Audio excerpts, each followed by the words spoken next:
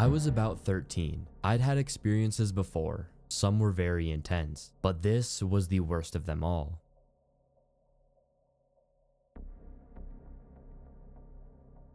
A lot of weird going-ons happened, such as my mom hearing my voice screaming at my cat when I was at school, the silverware clashing around, the drawers opening and slamming, things like money disappearing and showing up in strange places, or not at all. I noticed some red droplets on the floor next to the side of my bed, like bright artery red. I never figured out what it was, and I couldn't get it out of the carpet. Once, I was home alone and I saw with my own eyes a smoky white figure appear in the kitchen. It's just materializing out of nowhere. I sat there stunned and watched, but when it started moving, I ran and stayed in the driveway until someone came home. But what changed everything for me was I fell asleep on my back one night. I always slept with the TV or the lights on. I did not want to be alone in the dark. Pirates of the Caribbean 3 was playing. The music box is in the intro before you press play. Usually it was calming. When I opened my eyes, a young woman was hovering above me. She was very still, like she was standing. No expression on her face. She had pale white skin like porcelain, and she wore a sky blue dress with white lacing. It looked old, ancient. She had black hair a little longer than mine. I was sleep deprived at that point from being terrorized every night. My brain wasn't working correctly. I didn't register her. I just turned over and fell asleep. The dream I had was horrifying. I was in the pitch black, and I felt something made of pure malice, hate, and frankly evil in the room with me. I sat up and started leaping toward my door. I didn't even get close. Suddenly, I opened my eyes and returned to bed in the dark. It kept going. I felt like I was fighting to get to the door. Each time I would get closer. I opened my eyes at some point, and she stood beside my bed. I got a good look at her. She didn't have the top half of her head. It wasn't gory like you're probably imagining. From the nose up, it was just faded into nothing. It simply wasn't there. Then she smiled at me. I can't describe what it was like, but that smile was the worst thing I've ever seen. Everything appeared normal on her face. Perhaps the smile was a bit stretched, but it was normal. It made my blood turn to ice because I could see the evil in it, and I was at her mercy. Somehow, she forced me back into the dream. Eventually, I got to the point where I touched the doorknob. I finally woke up in the early morning, maybe 6 a.m. The music box theme of the movie was still playing. The TV was still on. I was tortured that entire night. I ran out of my room, so I knew it was real. I was free and alive. Later, I misdescribed her to my mom's boyfriend, who's sensitive to the paranormal. I said she didn't have eyes, and he saw something similar, but it wasn't like she had black holes where her eyes should be. He said he saw a girl that he thought was me sitting at the end of their bed one night, but her head faded. He rubbed his eyes, and the woman was gone. I was shocked. Someone else had seen her, and they were telling the truth. The last experience was before I got sick. A couple of days later, I was in the hospital with my second pulmonary embolism. I genuinely think I narrowly escaped something unimaginable. My mom, her boyfriend, and I sat at the dining room table. I felt her presence materialize in another part of the house. That's never happened before or since. The chandelier above the table started swinging back and forth in a circle. We all stood up. I felt her coming closer. She had shown up in their bathroom and was coming through their room into the dining room. I had 2 cats at the time. They lost it. Fur raised, hissing, spitting. They took off into the bedroom. I felt her on the move. She came through the dining room, but I couldn't see anything. Nobody saw her, but I thought of her. The cats chased her through the house, into the living room and into the hallway to my room, then into my room. Once she entered my room, I felt that heavy presence disappear. The chandelier lost momentum. My cats let their guard down and returned to the dining room, acting like nothing had happened. I'll never forget it, ever. My then husband and I moved into a townhouse-style apartment when I was still relatively newly married. The 2 floors of our apartment were on the 2nd and 3rd floors of the building, and the management office and mailbox area were almost directly below us on the ground level. The woman who managed the building was older, didn't care for the property well, and usually spent her days chain-smoking Camel non-filters in her office. She resented what we had in the townhouse, claiming we lied about me being pregnant when we moved in because she didn't want to rent that unit to people with kids.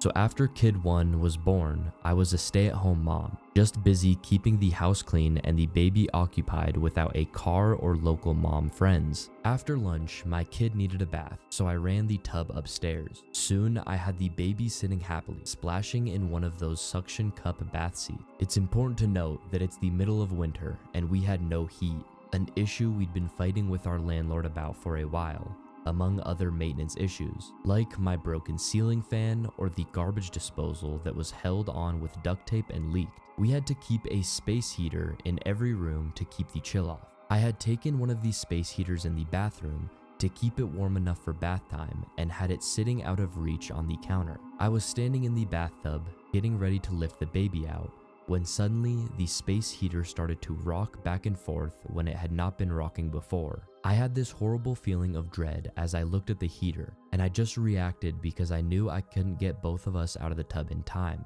I reached down to grab the baby seat, pulled it off the tub, and dropped the baby over the side to the bathroom floor just as the heater went to the end of the cord. It thumped into the shower door, bouncing off the tub's edge and landed on the floor a couple of inches away, where it shut off. I had auto shut off in case it got tipped over. When I looked over at the corner of the bathroom, the part of the room seemed to get darker, like it was filling up with shadows. There was no smoke, no change in lighting, and no windows, so no sun going behind a cloud. It was just darker. I also started to smell cigarette smoke, Camel non-filtered. I knew the smell well from being in our landlord's office all the time to get things fixed. The thick smell made me cough, and my chest ached, but I couldn't see any smoke haze. And I felt this overwhelming sensation of hatred and malice, like someone was standing there giving me a death glare. I grabbed the baby and a towel and ran downstairs. I was so freaked out I couldn't bring myself to go back up there,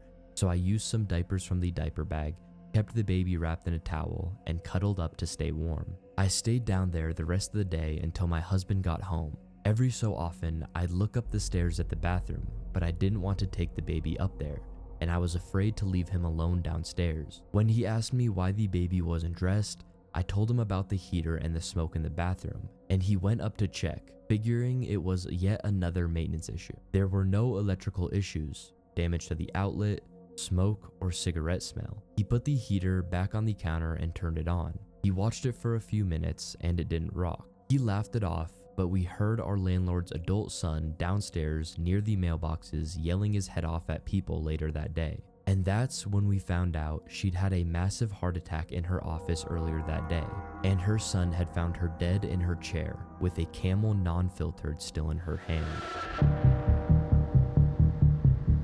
This happened way back in October of 2006. I was just a 19-year-old kid, always looking for adventure then. One Friday night, after wrapping up my shift at McDonald's, I met up with some friends who suggested we check out this haunted location called White's Bridge. My one buddy Brandon said he had recently learned about it and began telling us the legends associated with the 100-year-old wood-covered bridge. Never one to turn down a spooky experience, we all piled into my green Ford Taurus and headed out on our journey. Brandon gave direction, guiding me off the main road, and within minutes, we were on the dirt back roads, surrounded by woods and cornfields. Our only reference point was a blinking cell tower off in the distance. We could tell we were going further from the city as our cell phones began slowly losing service. As we rode more profoundly into what legitimately felt like the absolute middle of nowhere, Brandon repeated the legend associated with the bridge. Back in the early 1900s, a local farmer discovered that his beloved wife had been cheating on him, and he was in a fit of rage. He killed her and her lover after finding them in the act. After committing the cold-blooded murder, the farmer left his home and wandered the dirt roads in a daze. He eventually came upon White's Bridge, where the realization of what he had done finally began to sink in, and decided he would rather die than face the consequences of his action. He hoisted a rope up and over one of the bridge's rafters and hung himself. As far as I can tell now, the story is completely fiction, but we believed it at the time. After a long and bumpy ride, Brandon instructed me to turn right and off the road. I wouldn't have even noticed it was there if he had not pointed it out. I took the turn, and there before us was White's Bridge. It looked like something straight out of a horror film. An old wood-covered bridge, aged by the time, sitting alone above a river deep in the middle of nowhere. We parked the car on the side of the road and got out to explore. Immediately catching our eyes was a scarecrow lying abandoned at the entrance of the bridge. My friend Mike, known as somewhat of a risk taker and a stupid one, picked up the scarecrow and lit it on fire. The hay body burst into flames, and Mike waved it around proudly next to the old dry wood bridge. Realizing the risk, I told him to throw the damn thing in the river and put it out, which thankfully he did. After making sure there weren't any rogue embers that could ignite the bridge, Brandon suggested we get back into the car and pull it onto the bridge. He explained that the legend was that if you parked your car in the middle of the bridge, put it in neutral, and killed the engine, the spirit of the dead farmer would push the vehicle forward to get it off the bridge. Naturally, we had to try this. We piled back in and did exactly what he said. We parked halfway across the rickety old bridge and killed the engine. We sat in the pitch black, saying nothing, waiting for anything to happen. The only sounds were the bridge creaking, the river flowing beneath us, and footsteps. Suddenly, the back driver's side door opened, and a woman abruptly entered the back seat, cramming next to my two friends. She looked to be in her late 20s/early 30s, with long straight black hair, was slim, and wore a plaid shirt with blue jeans. It's been a while, but this is how I remember the conversation. "I saw your fire signal for me," she said. "What?" I replied, totally freaked out and at a complete loss for words. "I'm so glad you came. My boyfriend's car broke down that way. I need a ride back." "I'm sorry, but who are you?" I asked. "What are you doing out here?" "I told you," she responded. "My boyfriend's car broke down over there. Can you please give me a ride back so I don't have to walk?" She was pointing ahead towards a narrow road that forked off to the right and on the other side of the bridge. "No, lady, listen. I'm sorry. I don't know who you are. You just got in my car and this is all weird. You could have been an axe murderer for all I know. And I'm sorry, but you have to get out." She glared at me in the rearview mirror. If looks could kill, I would have been done for. "But you signaled for me," she responded. "We weren't signaling for you. Get out." She let out an angry sigh and got out, walking back in the direction from which she came from and disappearing into the night. I started the engine right up and looked at my friends. They all had looks of disbelief on their face. Without saying a word, I drove the car and slowly rolled forward and off the bridge. We needed to turn around and go back across the bridge to get back to where we had come from. And the only way to do that was to pull onto the side of the road that the woman said her boyfriend's car had broken down on and then reverse. As I pulled onto the side of the road, my headlights illuminated the 3 posted signs that I hadn't been able to see from the bridge. "No trespassing," "Private property," and "Do not enter." Looking up the road, there was no sign of the woman. Wherever she went, it didn't appear that she went that way. I didn't want to stick around, so I backed up and crossed the bridge again, and from there began the journey home. We didn't have much to say on the ride home. I think we were all equally stunned, except for Mike, who asked if he knew anyone who could be awake at this hour to score some weed. I visited White's Bridge several other times after that, but nothing happened on my subsequent visits. Sadly, some delinquents burned down the old White's Bridge some years ago. It was rebuilt, but from what I hear, not the same as the original. I don't have any plans to go back and check it out.